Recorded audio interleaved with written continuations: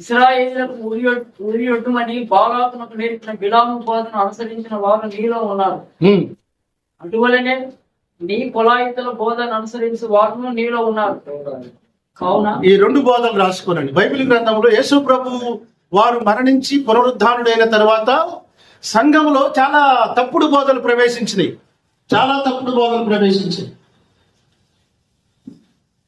అందులో స్పెషల్ గా నికోలాయితుల బోధ ఒకటి ఉంది, బిలాము బోధ రెండు. ఈ రెండు బోధల గురించి మనం ధ్యానించాలి. నికోలాయితుల బోధ ఏంటో తెలుసా? ఆ బిలాము బోధ తర్వాత నికోలాయితుల గడికి వస్తుంది. బిలాము ఎవరండి? నాతో పాటు మీరు మాట్లాడిన ఒక నిమిషం. బిలాము ప్రవక్త కదా? చేశాను. డౌట్ ఉందా? లేదు. బారాకు అనేటువంటి వాడు ఇశ్రాయేలుని శపించడానికి డబ్బులు సంచి తీసుకుపోయాడు. కవర్లో డబ్బులు బ్యాగ్ లో పెట్టుకుని పోయాడు.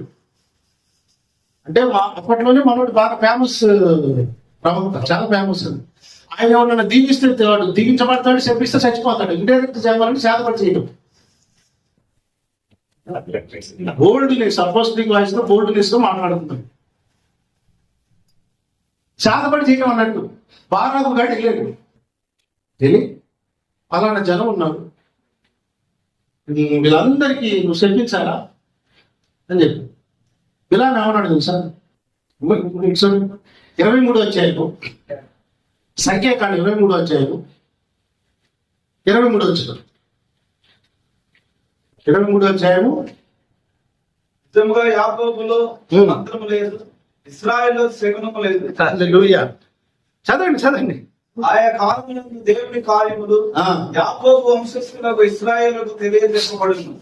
ఏమంటున్నాడు మన బిలాము? నువ్వు మంత్రం పెట్టమంటున్నావు వాళ్ళ మీద. బైబిల్ గ్రంథంలో సంఖ్యాకాండం మీరు బాగా చదవండి. చదివి చాలా సుదీర్ఘంగా చదివండి. బిలాము బారాకుకు చెప్తున్నాడు, నువ్వు వాళ్ళకి శపించమంటున్నావు, అంటే శపించమంటే మంత్రించమంటున్నావు, వాళ్ళ మీద మంత్రం పనిచేయదు. వాళ్ళ మీద మంత్రం పనిచేయదు, శకునం కూడా పనిచేయదు. ఎందుకో తెలుసా?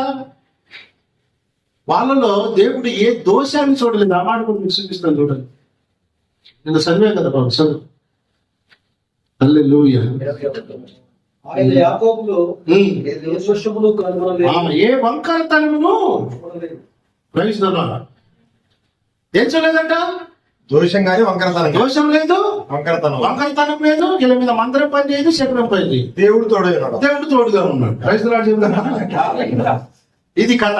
ఇప్పుడు బిలాము ఎవరు చెప్తున్నాడు ఈ మాట? బాలాకు చెప్తున్నాడు. మరి ఏంటి పరిస్థితి? హలో, అసలు ట్రిక్ అంటే ఇక్కడే ఉంది. ఈ మెలకిప్పితే మీకు అర్థమైపోతుంది. మరి ఇప్పుడు నేనేం చేయాలి? వాళ్ళు నాశనం కావాలి, వాళ్ళు పతనం కావాలి అని చెప్తున్నాడు. బారాకేమో వాడిని సంచి పెట్టుకుని వచ్చాడు, డబ్బులు తీసుకుని. సరే ఏదో ఒకటి చెబుతామని ఏదో ప్రవచించాడు, దానికి అయిపోయింది. సంఖ్యాకాండం చదివినంతసేపు బిలాము తప్పు కనపడలేదు సార్ నాకు. హలో, సంఖ్యాకాండం చదివినంతసేపు బిలాము తప్పు కనపడలేదు నాకు. ఇప్పుడు ప్రకటన గ్రంథం చదివామే, అక్కడ కనబడింది ఆయన. చూడండి, ఇప్పుడు చదవండి. ఇప్పుడు చెప్పిన తర్వాత ఇప్పుడు చదవండి. 2వ అధ్యాయం 14 వచ్చింది. ప్రకటన గ్రంథం 2:14. కొన్ని తప్పుదములు మోపవలసి ఉన్నది. అక్కడ అక్కడి నుంచి బయటకు చదవాలి.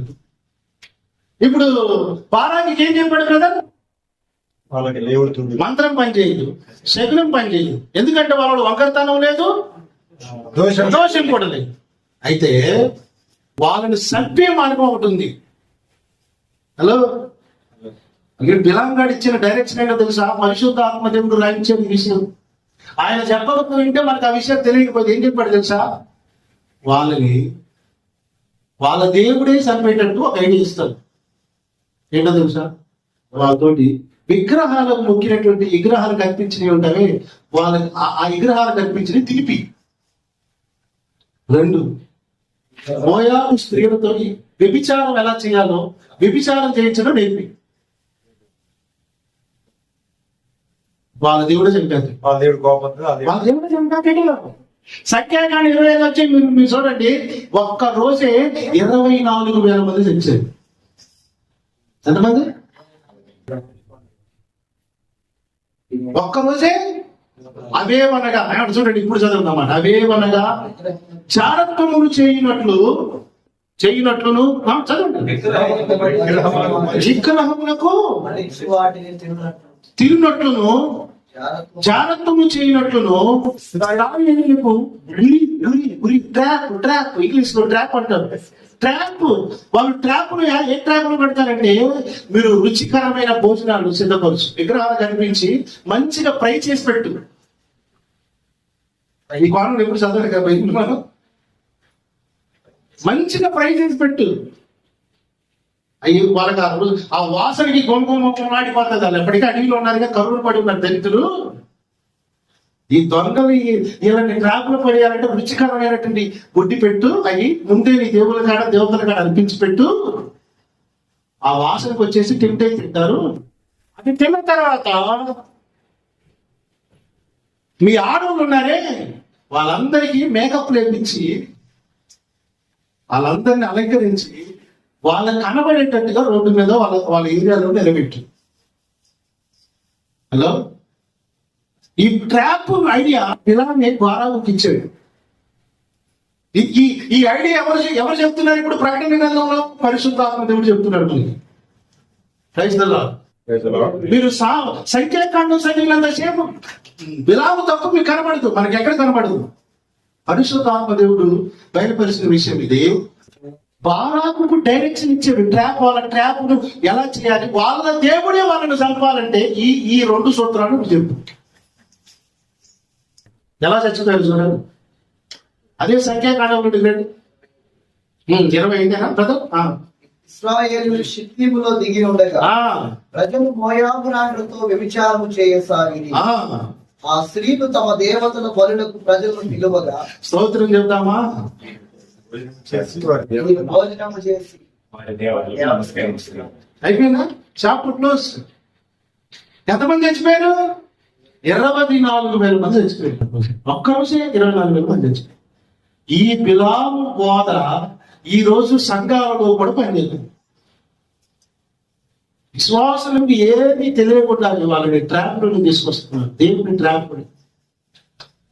నువ్వు నేను శపిస్తే సావరాలు, వాళ్ళ దేవుడు వాళ్ళని చంపాలని బయట ఇచ్చాడు. దేవుడికి స్తోత్రం చెప్తావా? అయితే అర్థమవుతుందా సేవకులారా? అర్థమవుతుందా? ఇప్పుడు ఆ బిలాము కూడా ఏ విధంగా మన మధ్యలో పనిచేస్తుందో నేను మీకు ఎక్స్ప్లెయినేషన్ ఇస్తాను. మీకు ఇందాక చెప్పు, దీపావళి పండుగ చేయడం తప్పు. ఇదేంటి ట్రాప్ అంటే ఏంది? ఎలకను పట్టుకోవడానికి ఏం చేస్తారు సార్? ఎలక ట్రాప్ చేసే తెలుసా మీకు? ఈ మధ్యకాలంలో దమ్ము కూడా వస్తుంది. గమ్ము ఇదివరకు పూర్వకాలంలో ట్రాప్ ఉండేది. ఏమంటుందని ఇలా పెట్టి ఇలా లాగి పెడతారు. ఎలక దాంట్లోనికి రాగానే వచ్చి మెడ మీద కొడితే దెబ్బ గింగరాజు కింద పడుతుంది. ట్రాప్, దాన్ని ఉచ్చు అంటారు. ఆ ఉచ్చులో వాళ్ళకి తెలియకుండా ఇశ్రాయేలీయులు పడ్డారు. 24,000 మంది వచ్చారు ఒక దగ్గరికి. ఇప్పుడు బోధనే సైతాను గాడు మనకు తెలియకుండా ఇండైరెక్ట్ గా ఇప్పుడు సంఘాలలో పెట్టాడు. మీరు మనుషులకు ఎవరికైనా అభిమానుడిగా, దైవ సేవకుడికైనా అభిమానుడు ఉంటే క్షమించండి, నన్ను శిక్ష, నా మీద పగబెట్టుకున్నా పర్లేదు, నాకు ఏ భయం లేదు. నాకు ఏ భయం లేదు. అన్య పద్ధతులను సంఘాలలోనికి తీసుకొచ్చే ప్రతి వాడు బిలాము బోధకుడు. అన్య పద్ధతులు ఉన్నాయే ఏంటి? ఎగ్జాంపుల్, ఉదాహరణ చెప్పండి. ఈ కడపల దినాల్లో బాగా పాపులర్ అయినటువంటి ఒక అన్ని పద్ధతి చెప్పండి. మీకు తెలిసి చెప్పండి, నేను చెప్పకూడదు.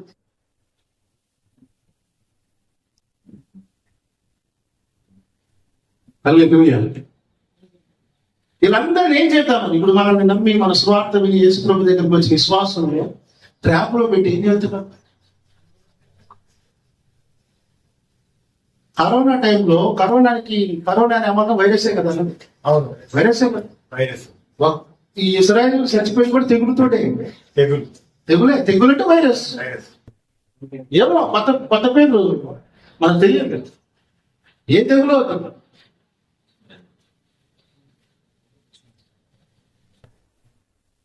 చాలా మంది వాళ్ళకి తెలియకుండానే ట్రాప్ లో పడి తెగులు బారిన పడి చచ్చిపోతున్నారు విశ్వాసం.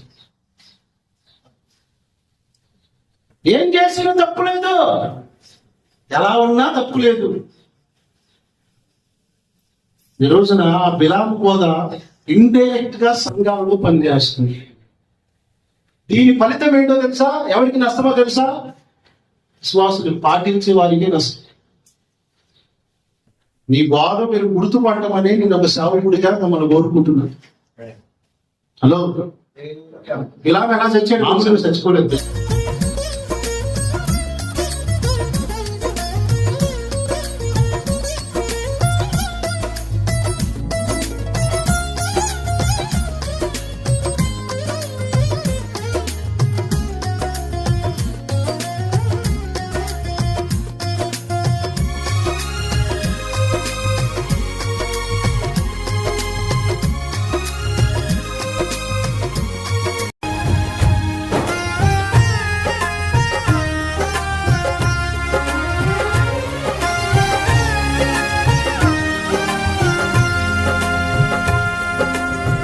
శుభకరమైన తొలి ప్రేమనునే మరువక జీవింప కృపనీయవా.